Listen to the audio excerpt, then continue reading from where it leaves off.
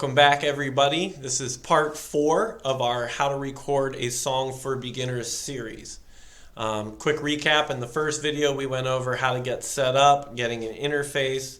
Again, you don't have to use the same equipment as me. You can get an interface for about $100.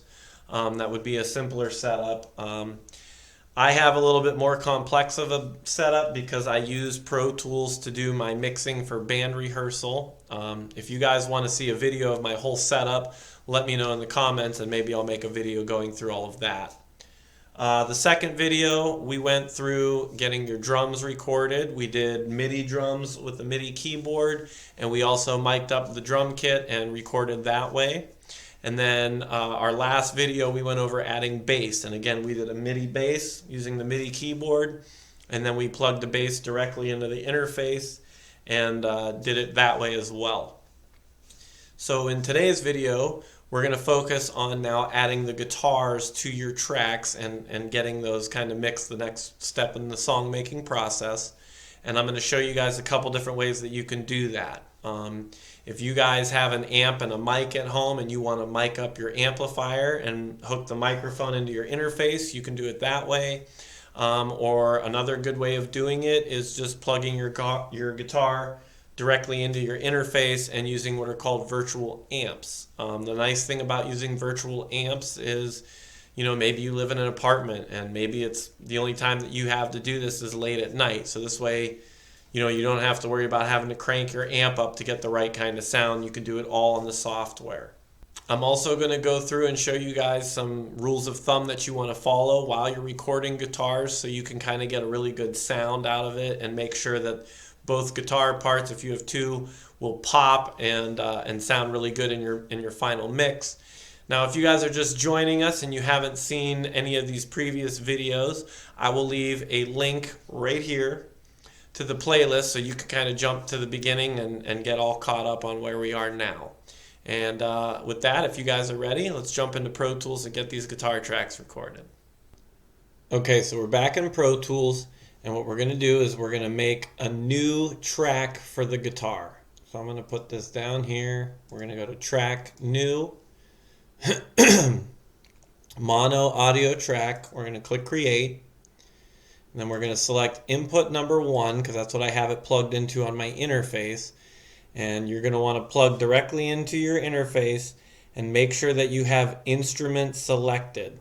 And then adjust your gain knob to where you're going to be about 50 to 75% of the way up the meter. So what I'm going to do is I'm going to double click here. We're going to call this Guitar 1.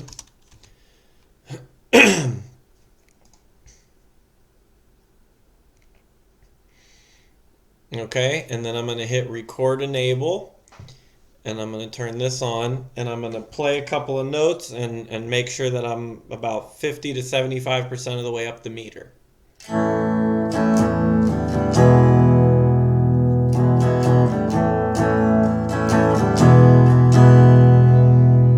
Okay, so I'm going to bring that up just a little bit. Okay, so that should be a nice good level coming into the interface.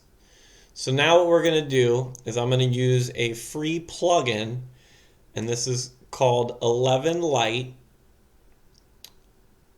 And what this is this is a virtual amp for guitars. Now, let's see, we got a noise gate here. We're going to turn that up. Okay. Now what this does is this allows me to pick an amp and a cabinet.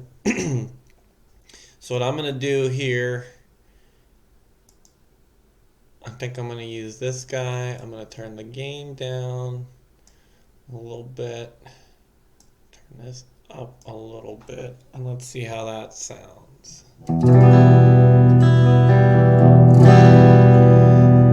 that's a little grungier than what I'm looking for, so I'm going to bring this gain down a little bit more.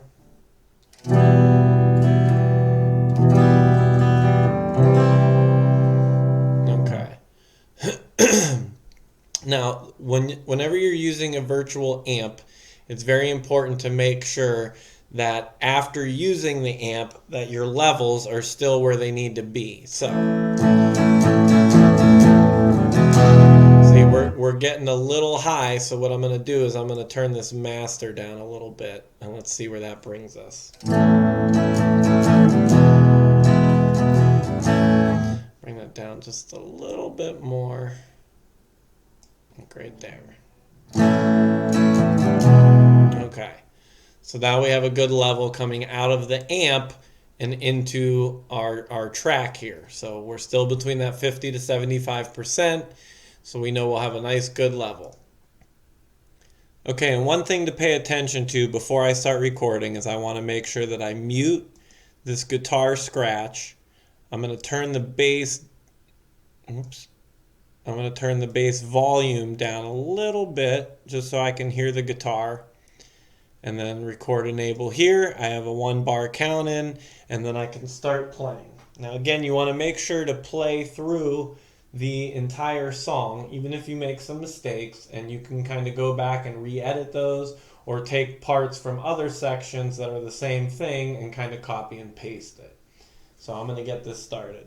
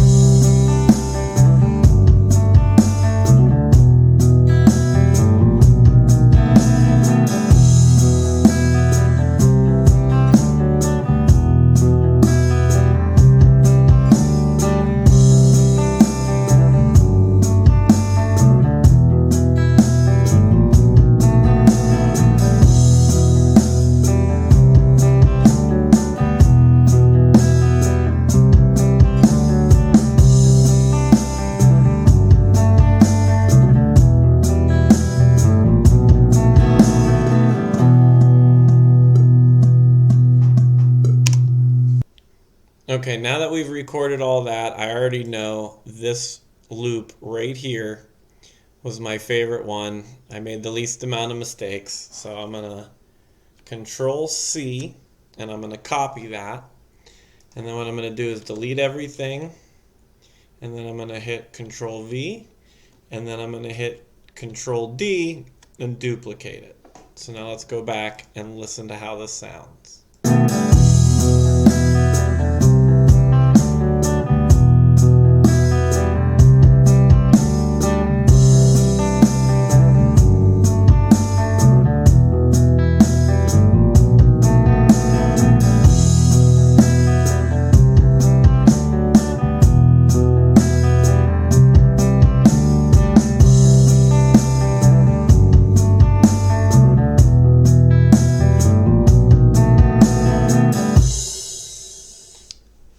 Okay, now one of the important things when you're recording your guitar tracks is if you have two guitar parts, it's good to pan each guitar on one side.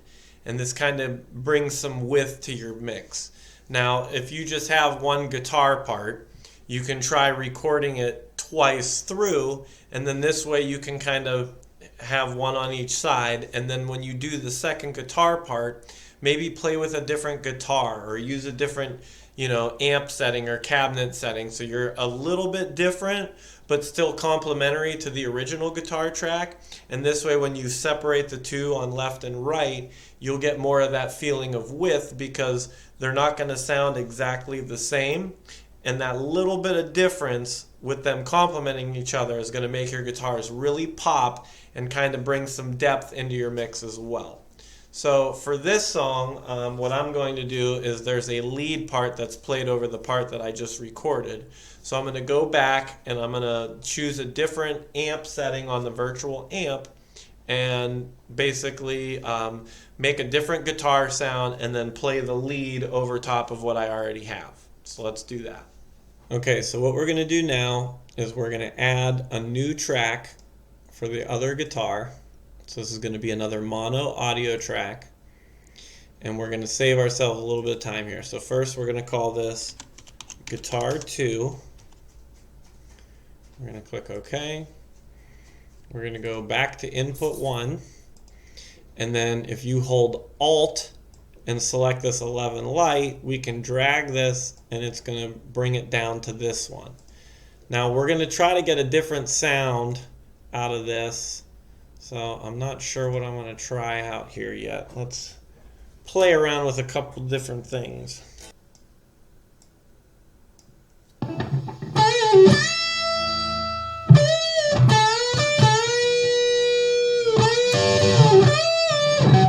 Alright, I think I like where this is at. So we're going to go ahead and set this up.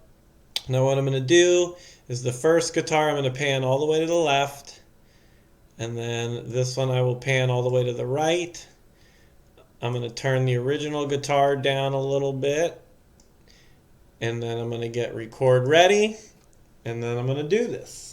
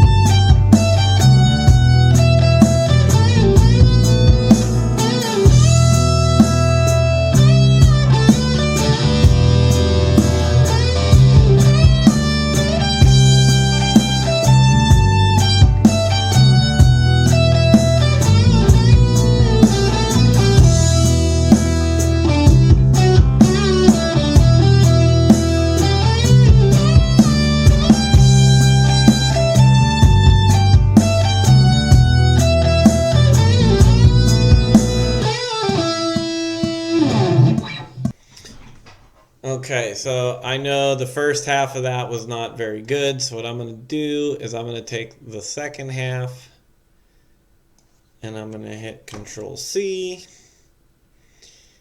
Actually, I'm going to hit Control E and we're going to delete this. I'm going to delete that. I'm going to bring this over here and then Control D. Alright. Now, let's go back and listen to the two of these guitar parts together.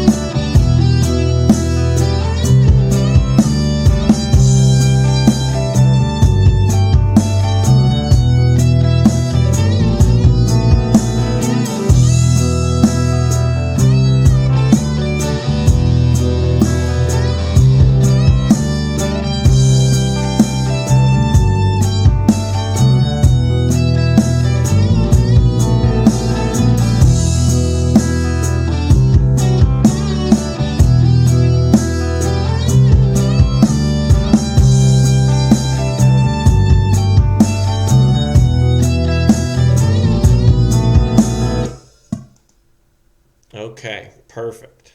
Okay, so now you guys have a better understanding of how to record some guitar parts. Again, making sure to pan two guitar parts left and right will really help make a difference in bringing a little bit more width to your actual mix. Now, if you were going to use, let's say, an acoustic guitar or an acoustic electric guitar, I'm going to recommend that you would use a condenser mic versus plugging it in direct like we did with the electric guitar. And the reason behind that is because when you're recording an acoustic guitar, if you direct plug it in, it's going to sound very thin for an acoustic. And using a condenser mic is a really good way to kind of hear the openness that the body of that guitar has to bring. And a lot of people make the mistake of putting this microphone too close to the guitar, so you want to be, I would say, at least 12 to 14 inches away. And I would angle the microphone, instead of being direct at your porthole on your guitar, I would aim it more towards the neck of your guitar so that you're not going to get any kind of weird reverberations. It'll kind of be coming at an angle. And this way, again, you'll kind of make the acoustic guitar sound a lot more natural as it would in its regular environment than if you would plugging it direct into the interface. So now the next video that I'm going to be doing, which will be video number 5 in the series, would be adding more virtual instruments. So I don't really know that there's any virtual instruments in the actual song, but we'll mess around and maybe do some keys or something else. We'll see what we can find and make something work. So if you guys got any value out of this video, please hit the like and subscribe button and help support me in this channel. And also make sure to hit that bell notification so that you'll be notified anytime I add new videos to the channel. On that note, like I said, be on the lookout for the next video, and I'll catch you guys later.